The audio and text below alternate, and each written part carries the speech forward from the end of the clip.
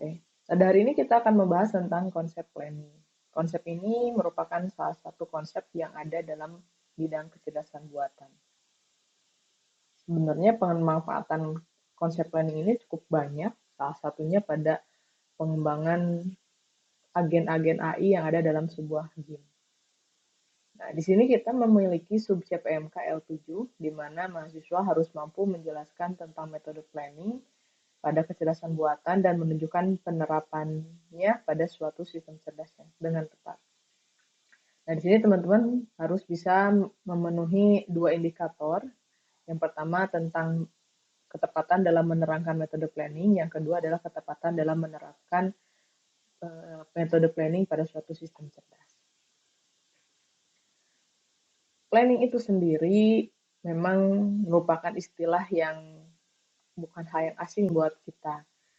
Planning atau rencana secara manusiawinya atau cara manusianya itu bisa kita definisikan sebagai suatu ide atau gagasan tentang bagaimana penyelesaian sesuatu hal. Di sini dalam kamus Oxford itu ada 4 definisi yang dari istilah plan. Itu merupakan definisi pertama itu ide atau metode yang telah dipikirkan secara detail untuk menyelesaikan suatu pekerjaan, ataupun bisa juga dalam bentuk diagram, yang ini lebih visual ya, atau peta dengan detail tentang bagian-bagian tertentu, atau juga tentang bagaimana cara menyusun suatu benda atau objek, dan yang terakhir adalah tentang bagaimana menyusun suatu proses bisnis atau keuangan sehingga seseorang bisa mendapat sebuah keuntungan. Nah, maka dari berbagai macam definisi plan, maka kita bisa definisikan planning itu adalah sebagai aksi atau proses untuk membuat rencana untuk sesuatu. Nah, planning sendiri dalam kecerdasan buatan itu artinya adalah suatu metode dalam menyelesaikan masalah dengan cara memecahkan masalah-masalah tersebut ke dalam sub-sub masalah yang lebih kecil. Nah, kemudian penyelesaiannya dilakukan pada setiap subnya satu demi satu, lalu kembali menggabungkan solusi dari sub-sub masalah itu menjadi suatu solusi yang lengkap dengan tetap mengingat dan bisa menangani interaksi dari setiap sub-sub masalah ini.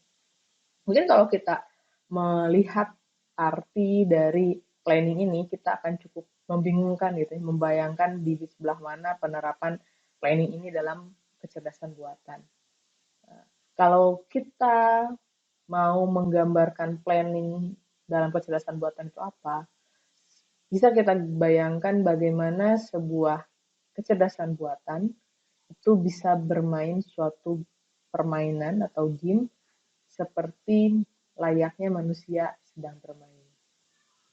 Bagaimana sebuah agen AI bisa menentukan strategi permainan dan pada beberapa event ada yang bisa mengalahkan pemain manusia, itu karena agen AI tersebut memiliki atau sudah diterapkan konsep planning, di mana dia bisa membuat suatu gambaran tentang menyelesaikan game tersebut. Jadi kalau gamenya single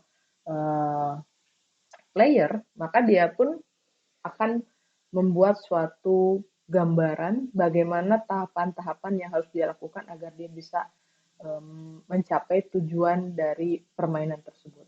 Tapi kalau game itu bersifat multiplayer atau dia itu akan bertanding atau melawan player yang lain, maka dalam setiap langkah dia itu akan menyiapkan suatu strategi, membaca langkah permainan yang diambil oleh lawan, dan memprediksi langkah apa yang harus atau kemungkinan langkah apa yang harus dia ambil agar dia bisa memenangkan permainan tersebut.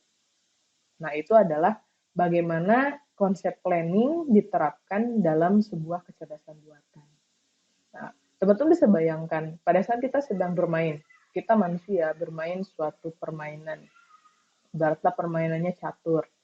Maka pada saat lawan kita bergerak memindahkan satu pion atau suatu bidak catur, maka kita sudah bisa melakukan prediksi kemungkinan bidak mana atau langkah apa yang bisa kita lakukan untuk melawan pergerakan dari lawan kita.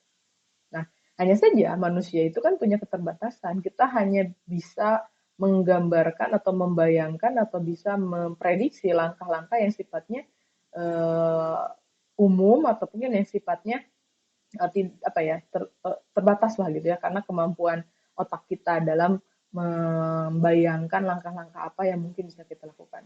Tapi teman-teman, bayangkan sebuah komputer dengan kemampuan operasinya yang bisa melakukan operasi dalam jumlah yang banyak, dalam waktu yang cepat, maka permainan ini akan dibantu dengan konsep planning yang ada.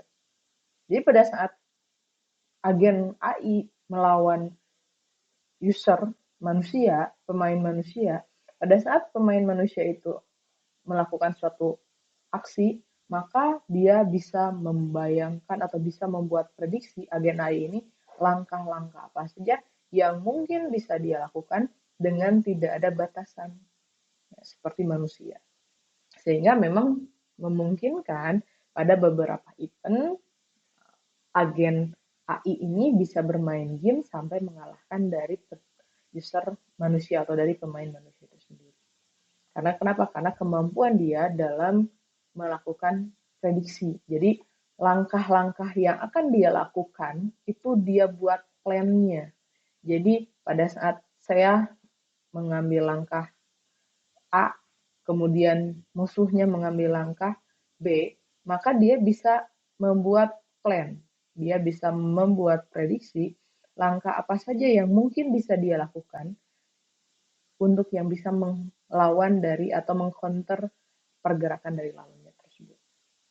Nah, kalau teman-teman, kalau mungkin orang-orang yang suka main game, bisa dilihat sekarang sejauh apa kemampuan dari pemain-pemain AI gitu ya yang ada dalam game tersebut mungkin sudah bisa melampaui atau mungkin menyamai dari kemampuan seorang user manusia dalam menyelesaikan game tersebut. Nah itu coba teman-teman kalau ada waktu coba main game TikTok di Google. Nah itu kan nanti teman-teman akan bermain dengan yang namanya kecerdasan buatan di sana. Coba teman-teman bayangkan bagaimana mereka bisa mengcounter pergerakan-pergerakan kita mulai dari mungkin gerakan kita yang asal sampai mungkin karena kita bermain dengan AI yang sudah memiliki kemampuan yang hard gitu ya, yang cerdas, kita juga membutuhkan waktu untuk berpikir dalam mengcounter dari gerakan si agen AI tersebut. Nah itulah salah satu bentuk dari pemanfaatan konsep planning dalam artificial intelligence atau kecerdasan buatan.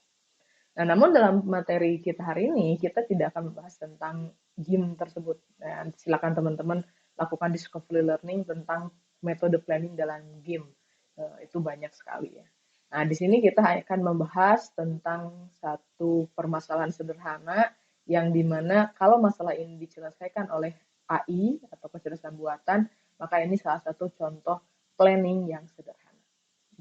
Di sini kita akan menggunakan yang namanya word block problem atau masalah dunia blok, di mana bagaimana kita bisa meminta AI itu untuk menyusun blok-blok dengan urutan nama tertentu sesuai dengan yang kita inginkan. Jadi kita nanti akan memiliki satu atau beberapa blok ya dengan nama-nama yang unik.